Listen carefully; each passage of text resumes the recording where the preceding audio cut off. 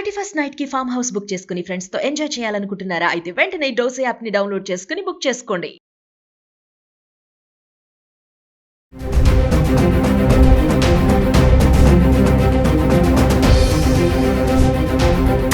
నమస్తే, welcome back to Suman TV. Present మనతో పాటు ఉన్నారు అనలిస్ట్ మందర్ కృష్ణారెడ్డి గారు.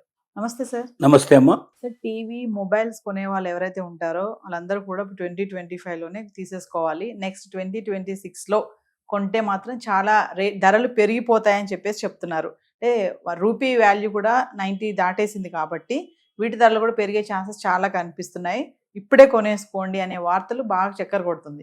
ఒకసారి వివరాల్లోకి వెళ్తే, 2 కారణాల చేత మార్కెట్లో ఎలక్ట్రానిక్ సంబంధించినటువంటి ఐటమ్స్ ధర పెరిగే అవకాశం ఉందని చెప్పడానికి పూర్తి అవకాశం ఉంది. ఒకటి ఏంటంటే, రూపాయి మారకం విలువ తగ్గిపోయింది. 90 పైసలు దాటి 92 పైసల దాకా వెళ్ళే అవకాశాలు ఇప్పుడు కనబడుతున్నాయి. ఇది ఇక్కడే ఆగేటట్లేదు, ఇంకా ముందుకు పోతున్నట్టున్నారు. $1కి వాళ్ళ 92 రూపాయలు మనం పెడితే కానీ డాలర్ దొరికిన పరిస్థితి 90-92 మధ్యలో ఊగిసలాడుతోంది. ఇది ఇంకా పోయి 100 రూపాయల దాకా వచ్చే అవకాశం ఉంది. 100 కూడా దాడుతుందని కూడా కొంతమంది నిపుణులు చెప్తున్నారు.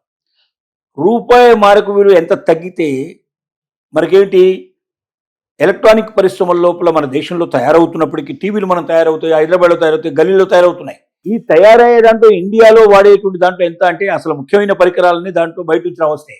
చిప్స్ ఉంటాయి, దాంట్లో రకరకాల పరికరాలు ఉంటాయి. ఈ పరికరాలన్నీ విదేశాల నుంచి వస్తే తప్ప ఇక్కడ తయారు కాదు. ఓన్లీ డబ్బాలు ఇక్కడ తయారవుతాయి, దానికి సంబంధించిన సౌండ్ విండో ఇలాంటివి తయారవుతాయి. కానీ అసలైన ముఖ్యమైన చిప్స్ ఏవైతే ఉన్నాయో, ఆ చిప్స్ లేకపోతే దీంట్లో ఏ పని జరగదు. ఆ చిప్స్ అన్ని విదేశాల నుంచి రావస్తున్నాయి. దీంట్లో కావాల్సినటువంటి ముఖ్యమైన పరికరాలన్నీ విదేశాల నుంచి రావస్తున్నాయి. ఈ విదేశాల నుంచి వచ్చే పరికరాలన్నీ కూడా విపరీతమైన రేటు పెరిగే అవకాశాలు ఉన్నాయి. ఎందుకంటే రూపాయి పతనమైంది. ఇంతకుముందు డాలర్కి మనం 85 రూపాయలు 88 రూపాయలు కట్టేటువంటి పరిస్థితి ఉంటే ఇవాళ 92 రూపాయలు కట్టాం అనుకుంటున్నాం. 4 రూపాయలు ఎక్కువ కట్టినట్టే కదా. అంటే మనం వాళ్ళకి డాలర్ పే చేయాలి. మనం డాలర్ పే చేయనప్పుడు ఇంతకుముందు 88 రూపాయలు కడితే మనకు వచ్చేటువంటి చిప్పు ఒక డాలర్లో వచ్చేటుంది.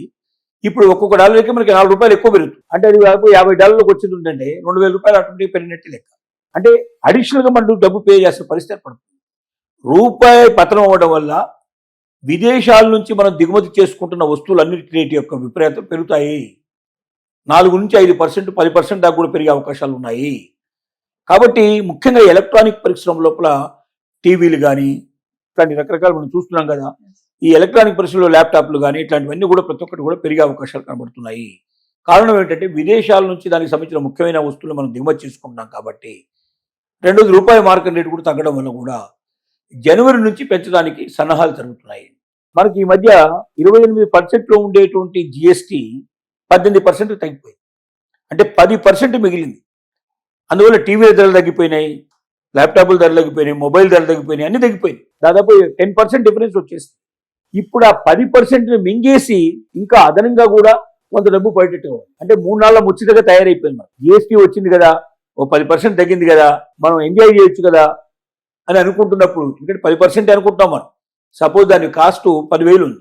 10% అనేసరికి ఏమైంది, 1000 రూపాయల డిఫరెన్స్ వచ్చింది. 20,000 ఉంది. ల్యాప్టాప్ లాంటివి 20,000, 30,000 రూపాయలు ఉంటాయి. 30,000 మీద 10% అంటే 3,000 రూపాయల డిఫరెన్స్ వస్తుంది. 3,000 పెద్ద మొత్తం అవుతుంది. ఇప్పుడు ఏమవుతుంది, ఆ 10%తో పాటుగా అదనంగా ఇంకో 5-10% నిలబడేటట్టు కనబడుతుంది. అంటే మనకు జిఎస్టీ తగ్గడానికంటే ఉన్న రేట్ల కన్నా ఇంకా పెరిగిపోయే అవకాశాలు కనబడుతున్నాయి. కాబట్టి ఎవరన్నా కొనుక్కోదలుచుకుంటే డిసెంబర్లో కొనుక్కుంటే మంచిదని నిపుణులు చెప్తున్నారు.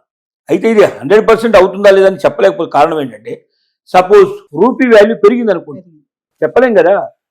ఎందుకు తగ్గుతుంది, ఎందుకు పెరుగుతుంది, రకరకాల కారణాలు ఉన్నాయి దానిలో. ఒకవేళ గవర్నమెంట్ డిసైడ్ చేసుకుని రూపాయిని పెంచదలుచుకుంటే వాల్యూ పెంచే అవకాశాలు ఉన్నాయి.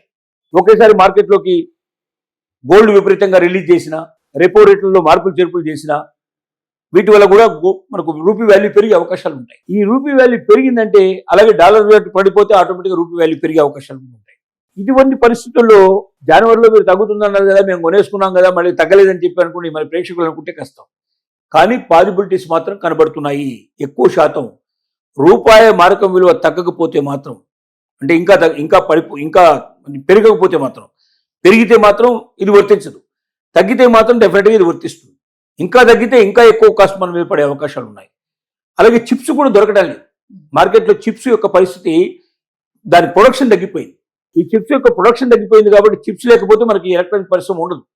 కాబట్టి ఎలక్ట్రానిక్ పరిశ్రమ ఉండే చిప్స్ తయారు కావడంలో కూడా ఇబ్బందులు ఉన్నాయి. కాబట్టి వాళ్ళు కూడా ఏం చేస్తున్నారు, డిమాండ్ ఎక్కువ ఉంది, సప్లై తక్కువ ఉంది, రేటు పెంచేస్తున్నారు. దీనివల్ల కూడా రేటు పెరిగే అవకాశాలు కనబడుతున్నాయి.